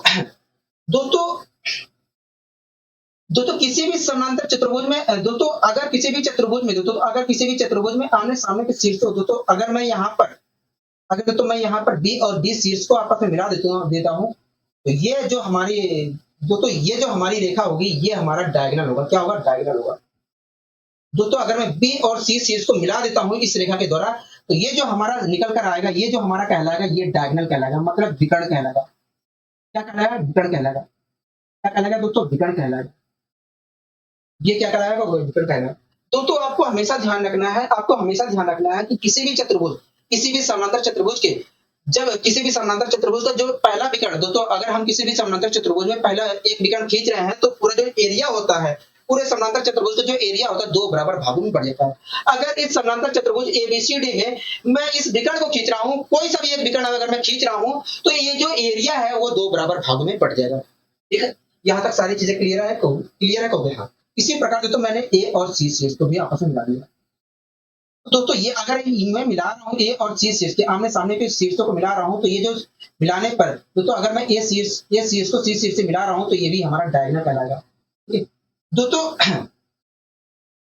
पहला आपको हमेशा ध्यान रखना है, पहली बात आपको हमेशा ध्यान रखनी है कि अगर हम किसी समानांतर चतुर्भुज में कोई सा भी एक विकर्ण खींच रहे हैं, तो पूरा एरिया जो होगा दो बराबर भागों में बढ़ जाएगा। अगर किसी समानांतर चतुर्भुज के हमने दोनों विकर्ण अगर हम दोनों विकर्ण खींचते हैं, किसी समानांतर चतुर्भुज के अगर हम दोनों विकर्ण खींचते हैं, तो पूरा जो एरिया है, पूरा जो समानांतर चतुर्भुज का एरिया है दोस्तों, चार बराबर भागों में बढ़ जाता है। अगर दोस्तों किसी भी समानांतर चतुर्भुज के दोनों विकर्ण हम खींच रहे हैं, तो पूरा जो समानांतर चतुर्भुज का एरिया होता है वो चार बराबर भागों में बढ़ जाता है, चार बराबर भागों में बढ़ जाता है। तो ये बातें आपको हमेशा ध्यान रखनी है। ठीक है, ये बातें आपको हमेशा ध्यान रखनी है। ठीक है, यहाँ तक सारी चीजें क्लियर है। हाँ, यहाँ तक सारी चीजें क्लियर। ठीक है दोस्तों, समानांतर चतुर्भुज में आमने सामने के कोण जो होते हैं, तो किसी भी समानांतर चतुर्भुज में आमने सामने के जो कोण होते हैं वो बराबर होते हैं। आपको ये बात ध्यान रखनी है। तो किसी भी समानांतर चतुर्भुज में आमने सामने के कोण बराबर होते हैं। इसका मतलब यहाँ ये ही है कि अगर यहाँ पर बनने वाला कोण थीटा डिग्री है, अगर यहाँ पर इस शीर्ष पर बनने वाला कोण थीटा डिग्री है, तो इस शीर्ष पर भी बनने वाला कोण थीटा डिग्री ही होगा। अगर इस शीर्ष पर बनने वाला कोण बीटा डिग्री है, तो यहाँ पर भी बनने वाला कोण बीटा डिग्री होगा। तो ये बात आपको हमेशा ध्यान रखनी है कि किसी भी समानांतर चतुर्भुज में आमने सामने के कोण जो होते हैं वो बराबर होते हैं। आखिर ये चीज कैसे हुआ, आइए मैं इसके पीछे लॉजिक देने की कोशिश करता हूँ। आइए हम इसके पीछे लॉजिक निकालने की कोशिश करते हैं। ठीक है दोस्तों, मान लीजिए यहाँ पर थीटा डिग्री का कोण बन रहा है। मान लीजिए दोस्तों यहाँ पर थीटा डिग्री का कोण बन रहा है। ठीक है दोस्तों, एक बात बताइए, ये और ये दोनों क्या है, समानांतर रेखा है, और आप देख रहे हैं कि इन दोनों समानांतर रेखाओं को एक तिर्यक रेखा काट रही है। और जब तो समानांतर रेखाओं को एक तिर्यक रेखा काटती है, तो ऐसी स्थिति में अंदर के समानांतर रेखाओं के एक ही तरफ समानांतर रेखा के तिर्यक रेखा के एक ही तरफ अंदर के बनने वाले कोणों का योग 180 डिग्री होता है। अगर इन दोनों समानांतर रेखाओं को एक तिर्यक रेखा काट रही है, तो तिर्यक रेखा के एक ही तरफ अंदर के बनने वाले कोणों का योग 180 डिग्री होता है। मतलब इन दोनों कोणों का योग क्या होगा, 180 डिग्री होगा। एक बात बताइए, अगर यहाँ पर बनने वाला इन दोनों कोणों का योग क्या है, 180 डिग्री है, उसमें से इस कोण की भागीदारी थीटा डिग्री है, तो इस कोण की भागीदारी क्या होगी, इस कोण की भागीदारी जो होगी 180 माइनस थीटा डिग्री होगी। क्या होगी, 180 माइनस थीटा डिग्री होगी, 180 माइनस थीटा डिग्री होगी। ये बातें आपको ध्यान रखनी है, क्योंकि इस पर क्वेश्चन जरूर बनता है। ठीक है, यहाँ तक सारी चीजें क्लियर हो गई। हाँ, यहाँ तक सारी चीजें क्लियर है। ठीक है, अब दोस्तों हम और आगे बढ़ते हैं। दोस्तों यहाँ पर बनने वाला कोण हमें पता चलिए कि ये 180 माइनस थीटा है। दोस्तों ये दोनों क्या है, समानांतर रेखा, और इन दोनों समानांतर रेखा को एक तिर्यक रेखा काट रही है। और जब आपको अच्छी तरीके से पता है कि जब दो समानांतर रेखा को एक तिर्यक रेखा काटती है, तो ऐसी स्थिति में तिर्यक रेखा के एक ही तरफ अंदर के बनने वाले कोणों का योग 180 डिग्री है। मतलब यहाँ पर और यहाँ पर बनने वाले कोणों का योग 180 डिग्री होगा। उस 180 डिग्री में से इस कोण की भागीदारी ये है, तो इस कोण की भागीदारी क्या है, तो 180 में से ये घटाएंगे तो आएगा निकल कर थीटा डिग्री। तो यहाँ पर दोस्तों आप यहाँ पर खुद देख रहे हैं कि यहाँ पर बनने वाला कोण, दोस्तों आप यहाँ पर खुद देख रहे हैं कि समानांतर चतुर्भुज में यहाँ पर बनने वाला जो कोण है, जितने डिग्री का कोण बन रहा है उतनी ही डिग्री का कोण वास्तव में उसके सामने भी बन रहा है। तो यही से नियम निकलता है कि किसी भी समानांतर चतुर्भुज में आमने सामने के कोण हमेशा बराबर होते हैं। ठीक है, ये बातें क्लियर हो गई। हाँ, एक बात और हमेशा ध्यान रखनी है, हमेशा आपको ध्यान रखना है कि किसी भी समानांतर चतुर्भुज में संलग्न कोणों का योग जो होता है 180 डिग्री होता है। मतलब दोस्तों ये और ये दोनों क्या कराएंगे, संलग्न कोण कराएंगे। ये और ये दोनों क्या कराएंगे, तो संलग्न कोण कराएंगे। ये और ये क्या कराएंगे, संलग्न कोण कराएंगे। ये और ये दोनों क्या कराएंगे, संलग्न कोण कराएंगे। इसी की मैं बात कर रहा हूँ। तो किसी भी समानांतर चतुर्भुज में संलग्न कोणों का योग जो होता है 180 डिग्री होता है। ये बात आपको हमेशा ध्यान रखनी है। ठीक है, मतलब इन दोनों कोणों का योग 180 डिग्री होगा, इन दोनों संलग्न कोणों का भी 180 डिग्री होगा, इन दोनों संलग्न कोणों का भी योग 180 डिग्री होगा, इन दोनों संलग्न कोणों का योग भी 180 डिग्री होगा। ये बातें कहाँ से निकल कर आई है, आइए मैं इसके पीछे लॉजिक देने की कोशिश करता हूँ। तो ये दोनों क्या है, समानांतर रेखा है, और आपको अच्छे तरीके से दिख रहा है कि इन दोनों समानांतर रेखा को एक तिर्यक रेखा काट रही है। तिर्यक रेखा काट रही है, और आपको अच्छी तरीके से पता है कि जब दो समानांतर रेखा को एक तिर्यक रेखा काटती है, तो तिर्यक रेखा के एक ही तरफ अंदर के बनने वाले कोणों का योग क्या होता है, 180 डिग्री होता है। अगर इन दोस्तों आपको अच्छी तरीके से पता है कि यहाँ पर और यहाँ पर बनने वाले कोणों का योग क्या होगा, 180 डिग्री होगा। तो दोस्तों आप खुद देख रहे हैं कि ये दोनों क्या थे, संलग्न कोण थे और इन दोनों संलग्न कोणों का योग क्या है 180 डिग्री। तो यहीं से एक कॉन्सेप्ट बना दिया जाता है कि किसी भी समांतर चतुर्भुज में संलग्न कोणों का योग जो होता है 180 डिग्री होता है। ये बातें क्लियर है? तो हाँ, ये बातें क्लियर है। अब मैं एक चीज और बताता हूँ, तो किसी भी समानांतर चतुर्भुज में किसी भी समानांतर चतुर्भुज में जब हम कोई एक विकर्ण खींचते हैं तो ऐसे बनने वाले जो दोनों त्रिभुज होते हैं वो आपस में सर्वांगसम होते हैं। जैसे दोस्तों इस समानांतर चतुर्भुज में अगर मैं इस विकर्ण को खींच रहा हूँ तो ये जो बनने वाला त्रिभुज होगा, इस त्रिभुज में क्या होगा, सर्वांगसम होगा, इस त्रिभुज से सर्वांगसम होगा। ठीक है, इसी प्रकार दोस्तों अगर मैं इस विकर्ण को खींच रहा हूँ, इस समानांतर चतुर्भुज में इस विकर्ण को खींच रहा हूँ तो ऐसी स्थिति में ये जो हमारा बड़ा वाला त्रिभुज होगा, इस त्रिभुज में क्या होगा, सर्वांगसम होगा। ये बातें भी आपको ध्यान रखनी है। ठीक है, इसी प्रकार दोस्तों अगर किसी भी समानांतर चतुर्भुज में दोनों विकर्ण हम खींचते हैं तो ऐसी स्थिति में आमने सामने के जो त्रिभुज होंगे वो क्या होंगे, समरूप होंगे। क्या होंगे, समरूप होंगे। अगर दोस्तों इस समानांतर चतुर्भुज में मैंने इस विकर्ण और इस विकर्ण को खींचा है तो ये जो ऐसी स्थिति में ये जो बनने वाले आमने सामने के त्रिभुज है ये आपस में समरूप होंगे। इसी प्रकार ये त्रिभुज जो होगा इस त्रिभुज से समरूप होगा, इस त्रिभुज से समरूप होगा। ठीक है, इस त्रिभुज से समरूप होगा। तो ये बातें आपको हमेशा ध्यान रखनी है, ये बातें आपको हमेशा ध्यान रखनी है। ठीक है, यहाँ तक सारी चीजें क्लियर है? तो हाँ, यहाँ तक सारी चीजें क्लियर है, यहाँ तक सारी चीजें क्लियर है। अब इसी प्रकार मैं एक चीज और आपको बताने की कोशिश करता हूँ। अभी जो कॉन्सेप्ट मुझे बताना था मैंने उस चीज को यहाँ पर नहीं बताया। ठीक है, अभी मैं कुछ पॉइंट बता रहा हूँ आपको। दोस्तों किसी भी समानांतर चतुर्भुज के विकर्ण जो होते हैं एक दूसरे को बराबर भागों में बांटते हैं। दोस्तों किसी भी समानांतर चतुर्भुज के जो दोनों विकर्ण होते हैं एक दूसरे को बराबर भागों में बांटते हैं। मतलब अगर ये दोनों एक दूसरे को काट रहे हैं तो ये दोनों एक दूसरे को बराबर हिस्सों में काट रहे होंगे। मतलब इस हिस्से और इस हिस्से की लंबाई बराबर होगी और इस हिस्से की लंबाई भी आपस में बराबर होगी। ठीक है दोस्तों, ये क्या है, अगर दोस्तों यहां से यहां तक की जितनी लंबाई है वहां से उतनी ही लंबाई यहां से यहां तक की है तो ये क्या होगा, इस विकर्ण का मध्य बिंदु होगा। ठीक है, इसी प्रकार दोस्तों अगर इस यहां से यहां तक की जितनी लंबाई है उतनी लंबाई यहां से यहां तक की होगी तो इस विकर्ण का भी मध्य बिंदु होगा। तो ये आपको हमेशा ध्यान रखना कि जहां पर दोनों विकर्ण काटते हैं, जहां पर दोनों विकर्ण एक दूसरे को काटते हैं वो दोनों विकर्ण का क्या होता है, मिड पॉइंट होता है। क्या होता है, मिड पॉइंट होता है। जहां पर दोनों विकर्ण एक दूसरे को काटते हैं वो क्या होता है, मिड पॉइंट होता है। ये बातें आपको हमेशा ध्यान रखनी है। ठीक है दोस्तों ये क्या है, मिड पॉइंट है। दोस्तों इस त्रिभुज को आप देख रहे हैं, हाँ। दोस्तों इस त्रिभुज को आप देख रहे हैं, हाँ। दोस्तों अगर इस त्रिभुज में आप देख रहे हैं तो ये क्या है, इस त्रिभुज में ये देखा जाए तो ये पॉइंट जो है इस भुजा का मध्य बिंदु है। और दोस्तों आप देख रहे हैं कि इस भुजा के मध्य बिंदु को इस शीर्ष से मिलाया गया है। और किसी भी त्रिभुज के भुजा के मध्य बिंदु को किसी शीर्ष से मिलाने वाले किसी भी त्रिभुज में किसी भुजा के मध्य बिंदु को उस भुजा के सामने के शीर्ष से मिलाने वाली जो रेखा होती है वो माध्यिका कहलाती है। मतलब ये जो रेखा है ये कुछ और नहीं है, ये जो हमारी रेखा है ये कुछ और नहीं है, मीडियन है। मीडियन है, ठीक है। इसी प्रकार दोस्तों ये भी जो हमारी है मीडियन है। इसी प्रकार इस त्रिभुज के लिए ये भी मीडियन है। इसी प्रकार दोस्तों इस त्रिभुज के लिए भी ये भी मीडियन है। तो ये बात आपको हमेशा ध्यान रखना है कि किसी भी चतुर्भुज के दोनों विकर्ण जहां पर मिलते हैं वो दोनों विकर्णों का मिड पॉइंट होता है। ठीक है, दोनों विकर्णों का मध्य बिंदु होता है। और ये जो विकर्ण होते हैं ये माध्यिका का काम करते हैं। क्या करते हैं, माध्यिका का कार्य करते हैं। ठीक है, तो ये जो जानकारी थी सारी जानकारी थी ये मैंने आपको देने की कोशिश की है। दोस्तों जरूरी नहीं है कि समानांतर चतुर्भुज के दोनों विकर्ण जो होते हैं 90 डिग्री का कोण बनाते हैं, ये जरूरी नहीं है। इसी प्रकार दोस्तों ये भी जरूरी नहीं है कि समानांतर चतुर्भुज के दोनों विकर्ण जो होते हैं वो बराबर हो, ये जरूरी भी नहीं है। हो भी सकती है, नहीं भी हो सकती है। 90 डिग्री का कोण बन भी सकता है, नहीं भी बन सकता है। क्योंकि दोस्तों जो समचतुर्भुज होता है वो समानांतर चतुर्भुज का ही उदाहरण होता है। और उस समचतुर्भुज में दोनों विकर्ण बराबर भी होते हैं और 90 डिग्री का कोण भी बनता है जहां पर काटते हैं। इसीलिए मैं यहाँ पर कह रहा हूं कि जरूरी नहीं है कि दोनों विकर्ण यहाँ पर 90 डिग्री का कोण बना भी सकते हैं, नहीं भी बना सकते। जरूरी नहीं है कि दोनों विकर्ण यहाँ पर बराबर हो भी सकते हैं, नहीं भी हो सकते हैं। ठीक है, ये सारी चीजें समझ में आ गई है। हाँ, ये सारी चीजें समझ में आ गई है। अब जिस कॉन्सेप्ट की मैं यहाँ पर बात कर रहा था वो आपको बताने की कोशिश करता हूँ।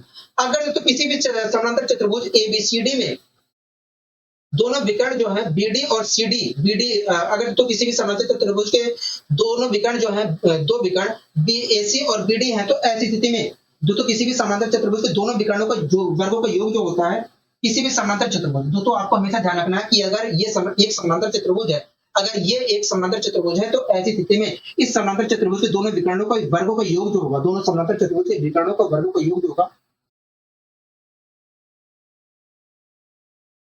समानांतर चतुर्भुज किसी भी दो संलग्न भुजाओं के वर्ग को योग वर्गों के योग वर्गों के योग के दुगने के बराबर है।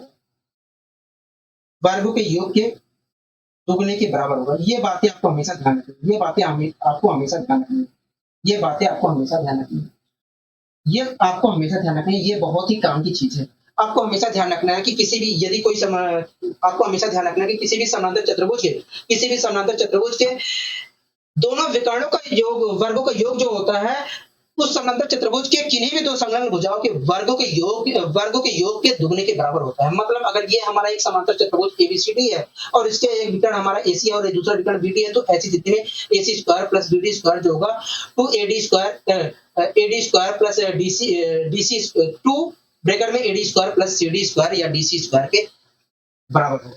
ठीक है, ये बातें आपको हमेशा ध्यान रखनी, ये बातें आपको हमेशा ध्यान रखनी है। जो इतनी सारी बातें बताया हूं, जितनी बातें बताया उन सबके ऊपर क्वेश्चन जरूर बनता है। ठीक है, आइए हम इसके ऊपर क्वेश्चन लेने की कोशिश करते हैं। ये जो कॉन्सेप्ट मैंने बताया इसके ऊपर क्वेश्चन लेने की कोशिश करते हैं। तो ऐसा नहीं है, इस चीज को भी हम प्रूव कर सकते हैं अच्छी तरीके से, लेकिन प्रूव करने में ज्यादा समय हमारा खराब होगा।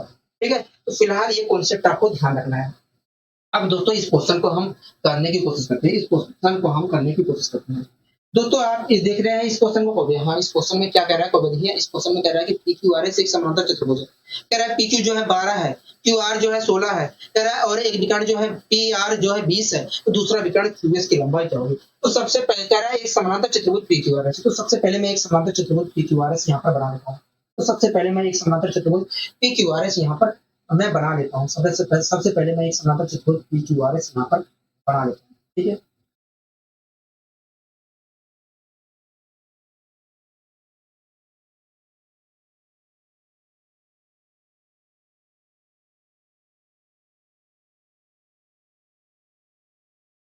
ये दोस्तों हमारा एक समानांतर चतुर्भुज है। मान लीजिए दोस्तों ये हमारा एक समानांतर चतुर्भुज है। क्या है, एक समानांतर चतुर्भुज। मान लीजिए दोस्तों ये हमारा एक समानांतर, ठीक है, और इस समानांतर चतुर्भुज का ये वाला जो शीर्ष है मान लीजिए P है, ये वाला शीर्ष हमारा Q है और ये वाला शीर्ष हमारा R है और ये वाला शीर्ष हमारा S।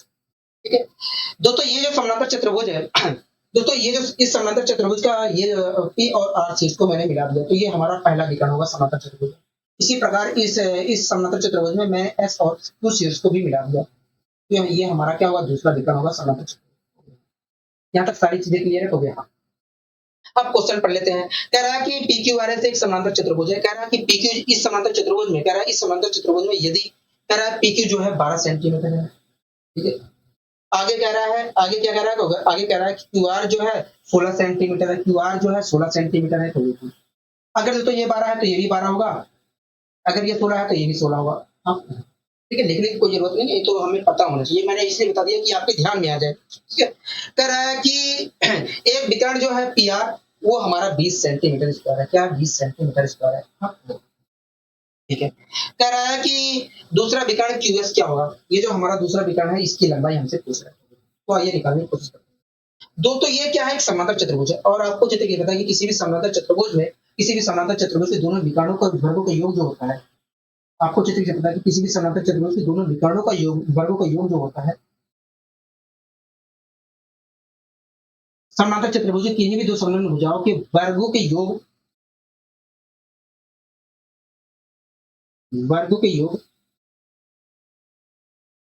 के दुगने के बराबर होता है। हाँ, वर्गों के योग के दुगने के बराबर होता है। मतलब अगर ये हमारा एक समानांतर चतुर्भुज PQRS है तो ऐसी स्थिति में PR स्क्वायर जो होगा PR square plus SQ square जो होगा वो 2 ब्रैकेट में SR square plus QR square के बराबर होगा। अब मैं सारी वैल्यू यहाँ पर रख लेता हूँ। तो PR की वैल्यू क्या दिया है, देखिए 20 दिया है। मैंने यहाँ पर 20 रखा तो आया 4। अभी मैं दूसरे तरीके से भी कराऊंगा, आपको घबराना नहीं है। SQ स्क्वायर की वैल्यू हमें पहले निकालना है। SQ की वैल्यू निकालना है तो सबसे पहले हमें S स्क्वायर की वैल्यू निकालना पड़ेगा। ठीक है, 2 रखा ब्रैकेट में, जो बाहर 2 रखा। अब SR की वैल्यू क्या होगा, SR की वैल्यू जो है 12 है, 12 का अगर वर्ग करता हूँ तो 144 है। अच्छा QR कितना है, तो देखिए QR जो हमारा है वो 16 है, 16 का अगर मैं वर्ग करता हूँ तो 256 है, 256 है। हाँ, यहाँ तक सारी चीजें क्लियर है। तो हाँ यहाँ तक सारी चीजें क्लियर है। तो दोनों दोनों दोनों जो संलग्न भुजाएं हैं उनके वर्गों का योग क्या है, तो देखिए अगर आप निकालते हैं वर्गों का योग तो 144 और 256 को अगर वर्गों का योग निकालते हैं 144 और 256 को अगर आप जोड़ते हैं तो 6 4 10, 4 5 10, 400 आया। क्या आया? 400 आया। बोलो हाँ कि ना कहोगे? हाँ। यहाँ तक सारी चीजें क्लियर है, कहोगे हाँ। अब दोस्तों मैंने 400, दोस्तों हमें 400 को क्या करना है? कहोगे दूना करना है, तो मैंने दूना कर दिया तो आया 800। मतलब इसकी वैल्यू क्या आई? कहोगे 800 आई। अभी मैं दूसरे तरीके से भी करवा रहा हूँ, आपको घबराना नहीं है। ठीक है दोस्तों, ये जो 400 है इधर जाएगा, तो अगर दोस्तों ये 400 जो है इधर जाएगा, इस प्रकार एस क्यू स्क्वायर की वैल्यू क्या निकल कर आई? तो एस क्यू स्क्वायर की वैल्यू 400 निकल कर आई। इस प्रकार एस क्यू की वैल्यू क्या आई? तो 400 निकल कर आई है, 20 निकल कर आई। मतलब ये जो हमारी दूसरा विकर्ण है, मतलब ये जो दूसरा विकर्ण है, इसकी लंबाई 20 सेंटीमीटर, 20 सेंटीमीटर। हाँ, बात आती है क्या दूसरे तरीके से? बिल्कुल कर सकते हैं। ठीक है, आप मुझे बताइए, आप मुझे बताइए, इस समानांतर चतुर्भुज के किन्हीं भी दो समूह भुजाओं के वर्ग का योग का गुना क्या होगा? देखिए, सबसे पहले अगर आप पूछ रहे हैं कि किन्हीं भी दो संलग्न भुजाओं के वर्ग का योग क्या होगा, वर्गों के योग का गुना क्या होगा, तो सबसे पहले हमने संलग्न भुजाओं के वर्गों का योग निकाला। मैंने कहा कि देखिए ये जो भुजा है इसका वर्ग जो है 144 होता है, और ये जो भुजा है इसका वर्ग होता है 256। इस प्रकार देखा जाए तो दो संलग्न भुजाओं के वर्गों का योग देखा जाए तो 4। मैंने कहा कि वर्गों का योग का दुगना क्या होगा, तो कहोगे देखिए ये वर्गों का योग है और वर्गों का योग का दुगना देखा जाए तो 800 होगा। 800। तो ये क्या है? दो संलग्न इस समांतर चतुर्भुज, इस प्रकार देखा जाए तो इस समांतर चतुर्भुज से दो संलग्न भुजाओं के वर्गों का योग क्या है? 800। दोस्तों आपको अच्छे से पता है कि किसी भी समांतर चतुर्भुज में दोनों विकर्णों का वर्गों का योग जो होता है, किन्हीं भी दो संलग्न भुजाओं के समांतर चतुर्भुज किन्हीं भी दो संलग्न भुजाओं के वर्गों के योग के दुगने के बराबर होता है। मतलब देखा जाए तो दोस्तों अगर मैं यहाँ पर देखता हूँ तो किन्हीं भी दो संलग्न भुजाओं के वर्गों का योग क्या है? 800 है। मतलब क्या कहोगे? मतलब देखा जाए तो इस विकर्ण के वर्गों का योग जो होगा वास्तव में 800 होगा। क्या होगा? 800 होगा। तो इस प्रकार तो हमें पता चल गया कि भैया इन दोनों भुजाओं के वर्गों को, इन दोनों विकर्णों के वर्गों का योग जो है 800 है। इस 800 में से इस भुजा का वर्ग भी शामिल है और इस भुजा का वर्ग भी शामिल है। इस भुजा का वर्ग क्या है? 400 है। इस 800 में से देखा जाए तो इस भुजा का वर्ग 400 शामिल, इस भुजा का वर्ग 400 शामिल है। तो इस भुजा का वर्ग कितना होगा? इस भुजा का वर्ग भी 400 ही होगा। इस प्रकार देखा जाए तो एसक्यू जो भुजा है, इसकी भुजा का वर्ग जो है 400 है। तो एसक्यू भुजा की लंबाई क्या होगी? इसकी भुजा की लंबाई जो है 20 सेंटीमीटर। क्या है? 20 सेंटीमीटर। यहाँ तक सारी चीजें क्लियर है? तो यहाँ तक सारी चीजें क्लियर है। बताइए कोई दिक्कत, कोई परेशानी है? तो दुनिया में कोई दिक्कत, कोई परेशानी ऐसा नहीं है दोस्तों, हम दूसरे तरीके से भी निकाल सकते हैं। कैसे? कोई दूसरा तरीका मैंने कहा बिल्कुल है। आप मीडियन वाला तरीका निकाल, मीडियन का कॉन्सेप्ट लगाकर इस चीज को निकाल सकते हैं, इस चीज को निकाल सकते हैं। ठीक है, मीडियन का कॉन्सेप्ट भी लगाकर आप निकाल सकते हैं। फिलहाल इस क्वेश्चन को हम करने की कोशिश करते हैं। देखिए अगला क्वेश्चन क्या कह रहा है? तो देखिए अगला क्वेश्चन हमसे कह रहा है कि एक समांतर चतुर्भुज PQRS की दो आसन्न भुजाएं 15 और 9 सेंटीमीटर है। कह रहा है कि यदि इसके एक विकर्ण की लंबाई 12 है तो दूसरे विकर्ण की लंबाई क्या होगी? दूसरे विकर्ण की लंबाई क्या होगी? कह रहा है कि एक समांतर चतुर्भुज PQRS है। कह रहा है कि दोस्तों एक समांतर चतुर्भुज PQRS है। क्या है? एक समांतर चतुर्भुज PQRS। तो सबसे पहले मैंने एक समांतर चतुर्भुज PQRS यहाँ पर बना लिया। ठीक है, और उसमें मैंने P और R इसको मिला दिया तो पहला विकर्ण हमारा PR हो गया। इसी प्रकार SQ से इसको मिला दिया तो दूसरा विकर्ण हमारा SQ हो गया। ठीक है, अब क्वेश्चन पढ़ लेते हैं। कह रहा है कि एक समांतर चतुर्भुज है, एक समांतर चतुर्भुज PQRS है। ठीक है, कह रहा है कि इसकी दो आसन्न भुजाएं 15 और 9 सेंटीमीटर है। मतलब दोनों आसन्न भुजाओं में से जो बड़ी भुजा है वो 15 सेंटीमीटर है और जो छोटी भुजा है वो 9 सेंटीमीटर। ठीक है, कह रहा है कि इसका एक विकर्ण जो है 12 है। कह रहा है कि इसका एक विकर्ण, मान लीजिए ये वाला जो विकर्ण है वो 12 है। कह रहा है दूसरे विकर्ण की लंबाई क्या है? मैं शॉर्ट तरीके से अप्लाई करूंगा। कॉन्सेप्ट तो आप जान गए हैं, जो मैंने आपको बताया था कॉन्सेप्ट वो आपको पता है। मैं यहाँ पर शॉर्ट तरीका अप्लाई करूंगा। ठीक है दोस्तों, हमसे कह रहा है कि दूसरा विकर्ण की लंबाई क्या होगी। ठीक है, आइए निकालने की कोशिश करते हैं। दोस्तों आप मुझे बताइए, ये जो समांतर चतुर्भुज दिख रहा है इसकी किन्हीं भी दो संलग्न भुजाओं के वर्गों का योग का गुना क्या होगा? तो देखिए सबसे पहले हमें मैंने कहा कि ये जो समांतर चतुर्भुज दिख रहा है इसके किन्हीं भी दो संलग्न भुजाओं के वर्गों का योग क्या होगा? तो देखिए इस समांतर चतुर्भुज का ये वाला जो भुजा है इसका वर्ग देखा जाए तो 225 है, और ये जो दूसरी संलग्न भुजा है इसका वर्ग देखा जाए तो 81 है। इस प्रकार देखा जाए तो किन्हीं भी दो संलग्न भुजाओं के वर्गों का योग जो होगा 6, 8 6 14 4 हासिल 8 2 10 3 6 होगा। मैंने कहा ठीक है 3 6 होगा। आप मुझे बताइए इनके किन्हीं भी दो संलग्न भुजाओं के वर्गों का योग का दुगना क्या होगा? क्योंकि देखिए वर्गों का योग तो ये है, इस प्रकार देखें तो किन्हीं भी दो संलग्न भुजाओं के वर्गों के योग का दुगुना 312 होगा, 612 होगा। क्या होगा? 612 होगा। बोलो हाँ कितना होगा? हाँ 612 होगा। इस प्रकार देखा जाए तो इस समांतर चतुर्भुज के किन्हीं भी दो भुजाओं के इस समांतर चतुर्भुज के किन्हीं भी दो संलग्न भुजाओं के वर्गों का योग का गुणा जो है वो वास्तव में 612 है। ठीक है दोस्तों, आपको चित्र ये पता है कि किसी भी समांतर चतुर्भुज के दोनों विकर्णों का योग जो होता है, दोनों विकर्णों के वर्गों का योग जो होता है, किन्हीं भी दो संलग्न भुजाओं के वर्ग के योग के दुगने के बराबर होता है। हाँ, वर्गों के योग के दुगने के बराबर होता है। हाँ, मतलब देखा दोस्तों, वर्गों का योग किन्हीं भी दो संलग्न भुजाओं के वर्गों का योग का दुगना क्या है? 612 है।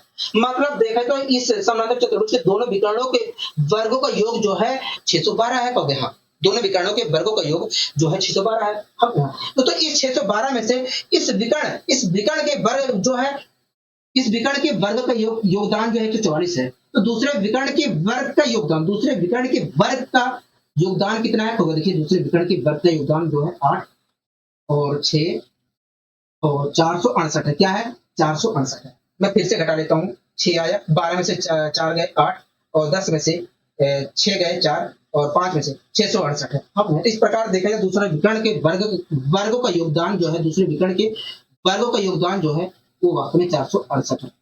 मतलब एस क्यू स्क्वायर बराबर है 468 के। तो एस क्यू की वैल्यू क्या होगी? तो देखिए जब एस क्यू की वैल्यू आप निकालोगे तो आएगा हमारा 6 अंडर रूट 13। क्या आएगा? 6 अंडर रूट 13। इस प्रकार आप तेजी से कर सकते हैं। इस प्रकार आप कर सकते हैं। तो हम कर सकते हैं दूसरे विकर्ण की वैल्यू जो दूसरे विकर्ण की लंबाई जो 6 अंडर रूट 13 सेंटीमीटर होगी। ठीक है, ये सारी चीजें आपको चित्र की समझ में आ गई है। तो हाँ, ये सारी चीजें अच्छे तरीके से हमें समझ में आ गई है। हमें कोई कहीं पर भी दिक्कत, कहीं पर भी परेशानी नहीं है। ठीक है, अब दोस्तों इस क्वेश्चन को भी हम कर लेते हैं। आप इस क्वेश्चन को देख रहे हैं कहोगे हाँ दोस्तों, जो कॉन्सेप्ट पढ़ाया है वो सारे कॉन्सेप्ट यहाँ पर लागू होंगे। ठीक है, जो आपको मैंने समांतर चतुर्भुज के बारे में खूबियां बताई वो भी यहाँ पर लागू होगा। कह रहा है पी क्यू आर एस एक समांतर चतुर्भुज है। कह रहा है भुजा पी क्यू का मध्य बिंदु एम है। यदि एस एम जो है कोण पी एस आर को समद्विभाजित करता है तो कोण एफ एम आर का मान क्या होगा? ठीक है, आइए निकालने की कोशिश करते हैं। तो सबसे पहले इस आकृति को मैंने यहाँ पर बनाने की कोशिश की। ठीक है, तो बना लिया दोस्तों। सबसे पहले मैंने इस आकृति को यहाँ पर बनाने की कोशिश की। ठीक है, तो ये जो हमारा है, मान लीजिए इस भुजा का मध्य बिंदु ये है और तो इस मध्य बिंदु को यहाँ इस शीर्ष से मिलाया गया है, और इस मध्य बिंदु को इस शीर्ष से भी मिलाया गया है। तो जैसी आकृति यहाँ पर बनाकर दिखाई गई है वैसे ही मैंने आकृति यहाँ पर बनाने की कोशिश की।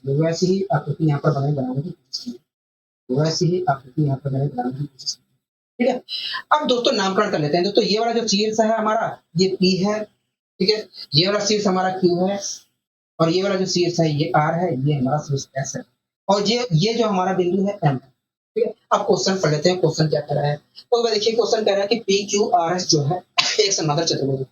कह रहा है PQ जो है भुजा M जो कह रहा है बिंदु M कह रहा है PQ का मध्य बिंदु M है। मतलब ये मध्य बिंदु है। मतलब इस भुजा और इस खंड की लंबाई क्या है? आपस में बराबर है। अगर ये मध्य बिंदु है तो इस खंड की लंबाई और इस खंड की लंबाई आपस में बराबर होगी। कह रहा है SM जो है, ये जो SM है ये कह रहा है PSR का कोण PSR को समद्विभाजित करता है। मतलब इस कोण को दो बराबर भागों में ये वाली भुजा हमारी SM जो है दो बराबर भागों में बांटता है। मतलब अगर ये पूरा कोण हमारा थीटा 2 थीटा डिग्री था तो इस SM ने इस कोण को थीटा और थीटा डिग्री में बांट दिया है। तो कह रहा है कि तब बताइए SMR क्या होगा? ये वाला जो कोण है ये वाला कोण क्या होगा? ठीक है, आइए निकालने की कोशिश करते हैं। दोस्तों ये और ये दोनों क्या है? समांतर रेखा, और इन दोनों समांतर रेखा को एक तिर्यक रेखा काटेंगे और जब समांतर रेखा को एक तिर्यक रेखा काटती है तो तिर्यक रेखा के दोनों तरफ अंदर के बनने वाले कोण बराबर होते हैं। मतलब अगर इन दोनों समांतर रेखा को एक तिर्यक रेखा ये वाला काट रही है तो ऐसी स्थिति में इस तिर्यक रेखा की इस साइड और इस तिर्यक रेखा की इस साइड यहाँ पर और यहाँ पर बनने वाले कोण बराबर होंगे। मतलब अगर यहाँ पर थीटा डिग्री का कोण बन रहा है तो यहाँ पर भी थीटा डिग्री का ही कोण बनेगा। तो आप इस त्रिभुज को देख रहे हो। हाँ, इस त्रिभुज में दोस्तों इस त्रिभुज के मिनिमम दो कोण आपस में बराबर है और जब किसी त्रिभुज के दो कोण आपस में बराबर होते हैं तो ऐसी स्थिति में उन कोणों के सम्मुख भुजाएं आपस में उस कोण के सम्मुख भुजाएं भी आपस में बराबर होती हैं। अगर दोस्तों इस त्रिभुज के ये वाला कोण आपस में बराबर है तो इस ऐसी स्थिति में इस त्रिभुज के आमने सामने के कोण भी आपस में इस त्रिभुज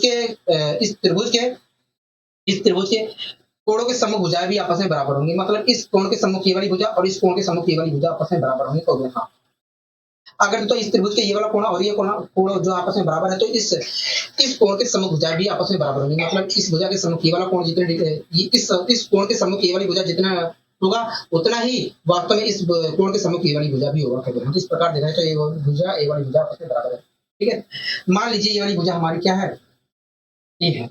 अगर ये वाली भुजा ए है तो ये भी भुजा हमारी ए होगी। कभी ये भुजा भी हमारी होगी। ठीक है, अगर तो ये वाली भुजा हमारी ये है तो ये भी भुजा ये होगी, क्योंकि ये समांतर चतुर्भुज है और समांतर चतुर्भुज में आमने-सामने की भुजा बराबर होती है। ठीक है, तो अगर ये वाली भुजा ये है तो ये भी भुजा हमारी ये होगी, क्योंकि ये दोनों क्या है, इन दोनों खंड की लंबाई क्या थी, बराबर थी।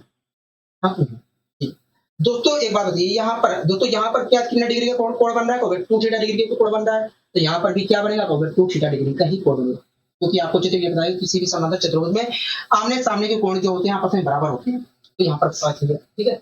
अब दोस्तों एक बात बताइए, आप इस समांतर चतुर्भुज इस त्रिभुज को देख रहे हैं। हाँ दोस्तों, इस त्रिभुज में ये वाली जो भुजा है इस भुजा के बराबर है, और जब किसी त्रिभुज की दो भुजाएं आपस में बराबर होती है तो उनके सम्मुख कोण भी आपस में बराबर होते हैं। अगर दोस्तों इस त्रिभुज में ये वाली भुजा और ये वाली भुजा आपस में बराबर है, तो ऐसी स्थिति में इस भुजा के सम्मुख ये वाला कोण और इस भुजा के सम्मुख ये वाला कोण भी आपस में बराबर होगा। इस प्रकार देखें तो इस त्रिभुज के ये वाला कोण और ये वाला कोण आपस में बराबर है। तो किसी भी त्रिभुज के तीनों कोणों का योग 180 डिग्री होता है। उस 180 डिग्री में से तो किसी भी त्रिभुज के तीनों कोणों का योग 180 डिग्री होता है, और इस 180 में से इस कोण की भागीदारी 2 थीटा डिग्री की है। तो इन दोनों कोणों की भागीदारी क्या होगा, 180 माइनस 2 थीटा डिग्री की।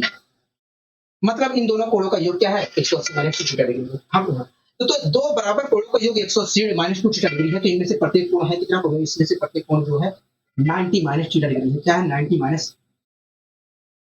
माइनस थीटा डिग्री है। क्या है, 90 माइनस थीटा डिग्री है। मतलब ये वाला कोण भी हमारा क्या है, 90 माइनस थीटा डिग्री है। ये वाला कोण भी हमारा क्या है, 90 माइनस थीटा डिग्री है, और ये वाला कोण भी हमारा 90 माइनस थीटा डिग्री है। लेकिन इससे हमें कोई मतलब नहीं। तो एक बात बताइए, ये पूरा कोण 180 डिग्री होता है। तो हाँ, उसमें से इस कोण और इस कोण की भागीदारी के इन दोनों कोणों का योग क्या है, तो देखिए ये वाला कोण हमारा थीटा डिग्री है। तो देखिए ये वाला कोण हमारा थीटा डिग्री है और ये वाला कोण हमारा 90 माइनस थीटा डिग्री है। अगर मैं दोनों को जोड़ता हूं तो इन दोनों कोणों का योग जो आया है 90 डिग्री आया है।